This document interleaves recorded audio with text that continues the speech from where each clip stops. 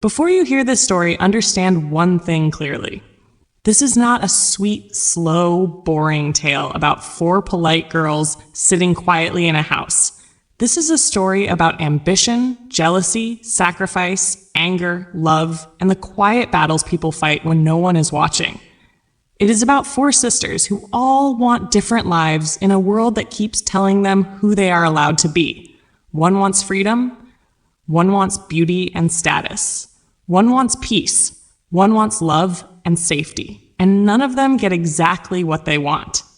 As you listen, don't just hear the events. Listen to the choices. Listen to the mistakes. Listen to the moments where a single sentence changes a life. By the end of this story, you won't just understand Little Women. You'll understand how powerful, simple English storytelling can be, and how ordinary lives become unforgettable stories. This story begins in a small, warm house in Massachusetts during a cold winter, at a time when the world feels heavy with worry.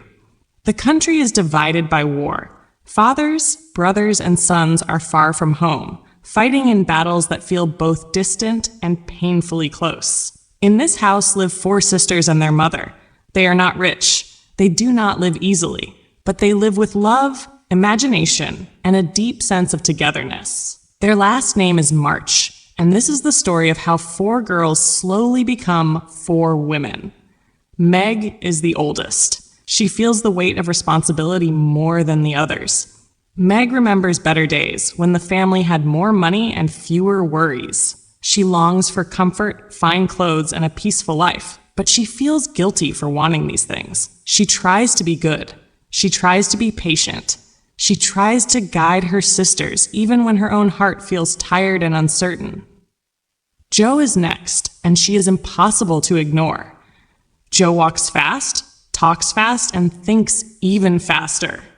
She hates tight dresses, strict manners, and anything that tries to make her small. Jo wants freedom. She wants to write stories, earn her own money, and live boldly. She loves her family deeply, but she struggles with anger and pride. Inside Jo, there is always a quiet fight between who she is and who she thinks she should become. Beth is gentle and quiet, happiest at home. She loves music, kindness, and small acts of care. Beth does not dream of adventure or success. She dreams of peace. Her presence is calming, like soft light in a dark room, and the family feels safer simply because she exists. Amy is the youngest. She is artistic, emotional, and deeply aware of how others see her. Amy wants beauty, refinement, and admiration. She can be selfish and dramatic, but she is also ambitious and determined. She wants to rise above poverty through grace and talent, not rebellion. Their father is away at war, serving others while his family waits and worries. Their mother, Marmee, holds the household together. She teaches her daughters that character matters more than wealth and kindness matters more than comfort, even when life feels unfair. On Christmas morning, the girls wake with heavy hearts. There will be no gifts. Money is scarce, and the absence of their father feels sharper than ever. At first, they feel sorry for themselves. Then Marmee reminds them of a poor family nearby who have nothing at all. Without hesitation, the girls give away their breakfast. They return home hungry and cold, but something warmer fills them. In that moment, they learn that generosity can create strength even in hardship. As days pass, each sister faces her own struggles. Meg works for a wealthy family and feels ashamed of her simple clothes. Jo writes stories and dreams of success but faces rejection. Beth quietly supports everyone around her. Amy attends school and dreams of a more beautiful future. Their lives change when they meet Laurie, a lonely boy next door who quickly becomes part of their family. He brings laughter, music, and companionship, and his presence gently shapes their growing hearts. Jo and Laurie form a deep bond. They talk endlessly, share dreams, and push each other to be brave. But Jo does not want romance. She wants independence.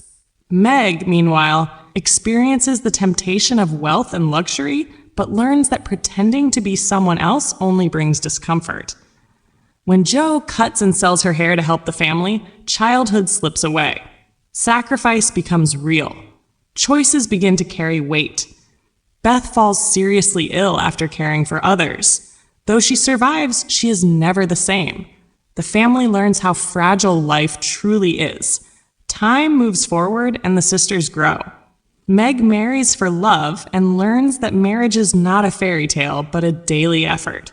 Jo leaves home to find herself facing loneliness and uncertainty in the wider world. Amy travels, matures, and learns humility through art and experience. Beth's health slowly fades, and when she dies, the loss reshapes them all, especially Jo, who feels as though part of her own heart has been taken. In the end, each sister finds a different kind of fulfillment. Not perfection, not wealth, but meaning.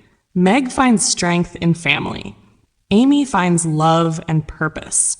Jo learns that companionship does not mean surrendering her identity.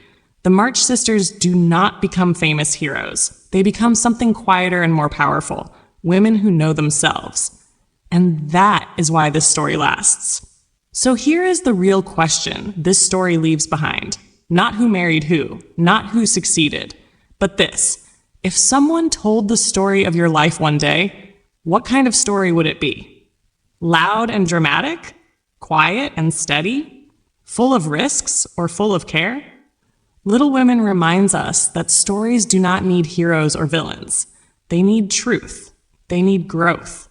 They need people who try, fail, learn, and try again. If you're learning English, remember this. You do not need big words to tell a powerful story.